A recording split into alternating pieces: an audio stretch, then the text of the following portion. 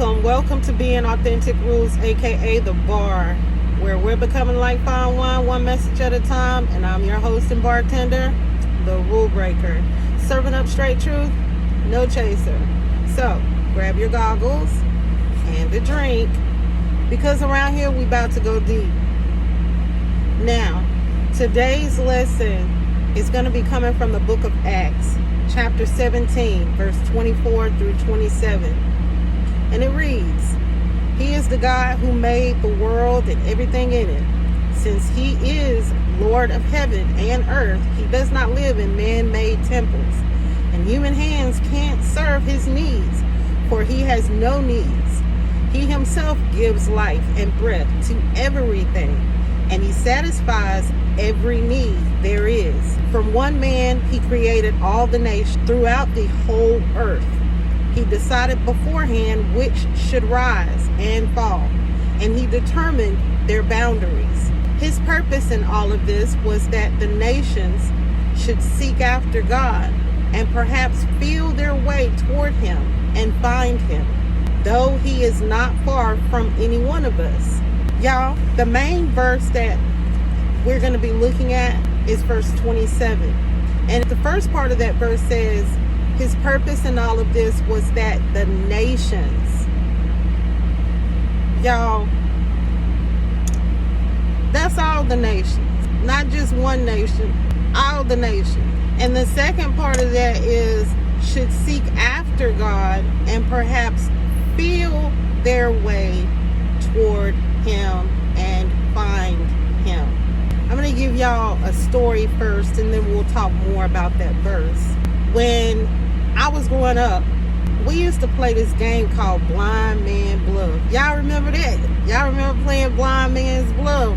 For those who don't, it's a game where you choose someone out of the group to close their eyes, and they have to try to chase after everybody else and feel their way to find you. They can hear you talking or laughing and giggling and going on, goofing off. They can hear you, but they can't see you. They're blindfolded or they got their eyes closed. So it was raining, it was storming one day, and we still wanted to play. We were young and dumb. And back then we had red clay dirt in the front of our house. It wasn't a house, it was a home. We had a mobile home. It wasn't a double wide either. My daddy just made it wide. Anyway, let me just get to the story. It was a small porch. That was the whole point of me saying that. The porch was not a wraparound. It wasn't a big porch. It was a smaller porch. And it wasn't even the length of the whole mobile home. It was just like this. And here we were, at least the three of us. I don't think my oldest brother was out there. I think it was just me, my sister, and my younger brother, but he's still older than me. And so we were trying to play on the porch while it was raining. And back then we had a car that had, y'all remember them cars, those old classic cars that had those emblems, the metal, I don't know what you call them things, but they stick up out of the top of the front of the hood of the car. And it was pulled right there in front of the porch. I know you done figured it out by now, but I still want to tell my story. Anyway, so we chose my brother, it was his turn to play the blind man. And me and my sister was trying to tell him that he was getting too close to the edge of the porch. I can laugh about it now, but it wasn't funny then. But it's kind of funny now that I think about it. He was close to the edge of the porch, and we trying to tell him, come back, you getting too close. And what he do, he stepped right off the porch. Well, y'all, he fell, and that thing on the front of that car went straight in the middle of his forehead right here. He looked like a unicorn. At the time, blood was going everywhere. We were panicking. We was steady trying to get our shirt and everything, just trying to poke it in there and push it down and try to pat. Woo, woo, woo. You know, we was trying everything. Then we was scared because we thought, oh my God, mama gonna kill us. If this don't kill him, we all dying. And so we finally got it to, we took him inside and my mama started working with him and she finally got him to stop bleeding. I say all that to say this.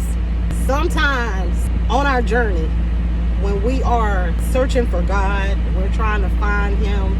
The second part of verse 27 says we're feeling around trying to find out who God is.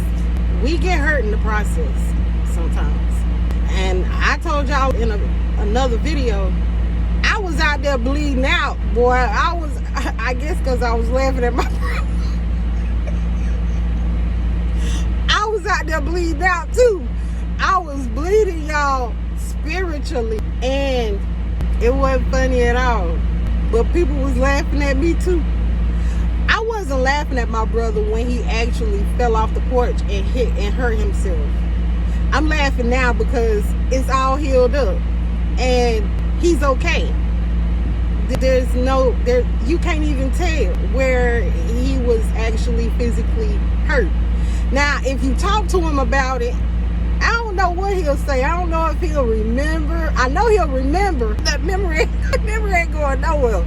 But I don't think he's traumatized from it. You see? And it's quite different when it comes to spiritual things. Sometimes when you're out here trying to find God and you're running into things and people that hurt you, you may be a little traumatized from it. I know you won't never forget, but in time, because of who God is, he has a way of healing you to the point where now you can look back on it and you can actually do like I'm doing and laugh about it.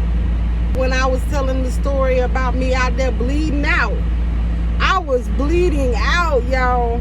And there are times, I'm not going to lie to you, that I don't remember back to that point in my life when that was taking place. And that it does not conjure up a little bit of sadness, you know what I'm saying, from it. But not to the point where I'm bleeding out. The scar is there, but it's calloused over. So because it's calloused over, I don't have to, hey, oh my goodness. I want to get my hair done so bad, but listen. You too. All right.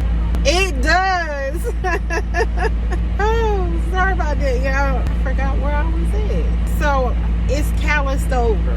I'm no longer bleeding out. And let's say one more thing about the part where it says you feel your way. See, we say it all the time. We say that faith is the assurance of things hoped for and the conviction of those things that are not seen. So just like when you're playing blind man's bluff and you're trying to feel your way, I remember thinking about trying to find Jesus in the fog, and you can't really see everything, but you can see outlines, shadows of those things in a distance. And it's just so good to know that God's voice, God says, my people know my voice, and another voice they won't follow. And even though we can't see him, the fog and the blindfold, initially it's the blindfold. Then once the veil is removed, then you got fog that you're trying to work your way and feel your way through, because you're not completely able to see everything with your eyes. You're reading, you're thinking, you're studying, you're learning, you're listening, but you trust him. Just like with the blind man's bluff. If my brother had trusted me and my sister when we was telling him that he was getting too close to the edge of the porch, instead of just continuing to walk on, maybe, I ain't gonna even say maybe, the accident could have been avoided.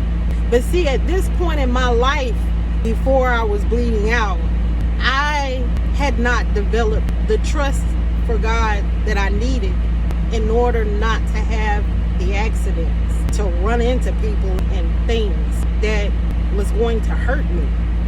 I didn't know anything about it. I was feeling my way through, and I had an accident, ran into stuff that hurt me.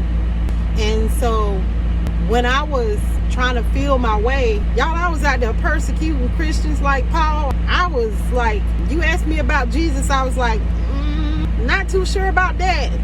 But once I had my personal encounter, and that did not come till I had already had an accident, fell on my face, cried out to God with everything I had, my entire being.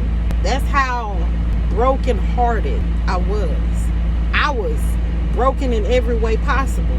And it wasn't just emotionally. I was broken in every way possible. Well, it wasn't until I fell on my face at Jesus' feet that I was able to see Jesus. And that's when he visited me. I can't say that it was Jesus himself, but I can definitely tell you that if it wasn't Jesus, it was a representative of the kingdom of heaven that visited me. And from that day forward, I've been walking around free of the blindfold. And I have no fear of running into people, places, and things anymore. But only because of God, and only because of what Jesus did for me. He took the blindfold off. And if he did it for me, he'll do it for you too. That's all I have for today. I hope you have a wonderful day. I know I will. Truth seeker, barkeeper, let's continue to do just that. Don't you be no ghost. Until next time, I love you with the love of Christ. Rulebreakher, out.